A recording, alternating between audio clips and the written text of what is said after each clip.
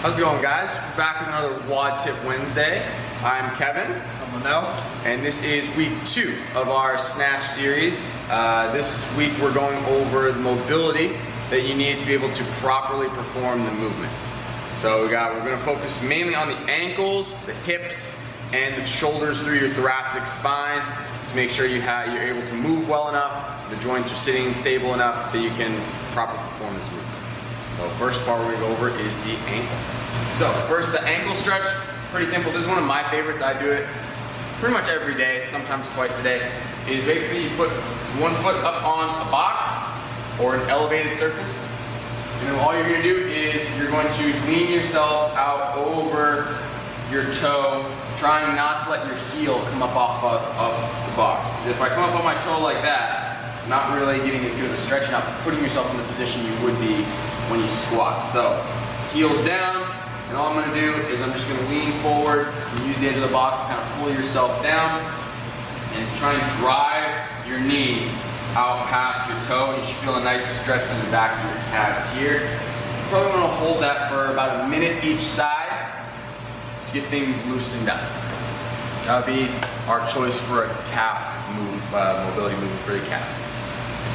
Next movement, same box, is patent pending Kevin McCarthy hip circle. So, yes. So, we're gonna foot up on the box again.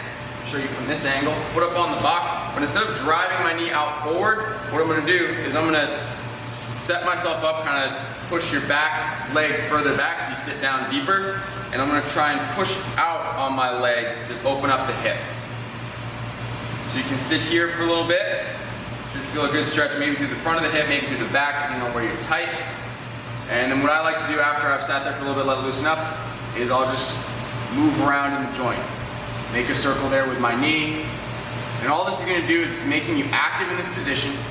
You're learning to contract and relax the different tissues to allow the movement. And through that, we're going to loosen up all the tissues around the hip that could be making it tight. So I'll do about 30 seconds-ish of letting it sit and trying to drive my knee out. And then another 30 to 45 seconds of moving my hip around like this. Same thing on the other side. And that should help you guys be able to more comfortably between the ankle and the hip sit down to a squat position. All right, so now we are going to go over the thoracic mobility. So the first thing we're going to cover is trying to mobilize the scapular area just to get those muscles relaxed and loose. So we're actually going to take a lacrosse ball and we are going to put it right in between your shoulder blades, away from the spine, obviously. We want to make sure we're right in the meaty portion of it, and we're just going to lay down and kind of let the muscles relax first. Once the muscles have started to relax, then we're going to actually start to mobilize it by raising our arm up above our head and bringing it back down. Okay, and all we're trying to do is just get the shoulder blade to move properly, really open up those muscles around the shoulder blade and give it nice range of motion in that shoulder blade.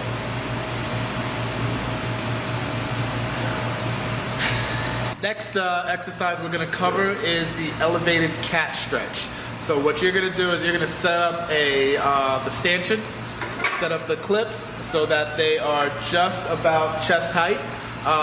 For those people that are more flexible, you can go higher. For those people that are less flexible, you can go lower. Just adjust it based on what you're doing. Kevin is going to take both arms, go an overhand grip, and he's going to push himself away from the bar, right on his knees. And all he's going to do is push his head between his shoulders and get a nice extension between the shoulder blades.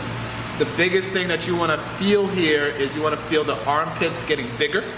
That's what I like to cue people on. And you want to feel the chest kind of just dropping down to the floor. Another cue here is make sure your elbows are straight. You do not want to have bent elbows, otherwise you're going to take pressure off of the lats, and you want those lats to really stretch out. Cool? And finally, for the thoracic mobility, we have a posterior cuff stretch. So we're really trying to mobilize the shoulders, make sure that you have enough space in the back of the shoulders to be able to get in there. So what you're going to do is I'm going to show you this from the side. I'm I'm gonna take one arm and I'm gonna put it right under my arm and have it facing one way. Getting this. So arm here, I'm gonna go across, and then I'm gonna press this shoulder across and hold this position. Okay, you should feel the stretch right through the shoulder blades and getting nice and loose. If you do not feel this and you feel pretty loose, what you're gonna do is you're gonna take the same side leg and bring it up and out and hold that stretch. That'll intensify the stretch a lot more. So you have gotten a bunch of mobility work for the snatch. We've covered the ankle joint, be able to mobilize the ankles, be able to flex down into the bottom position.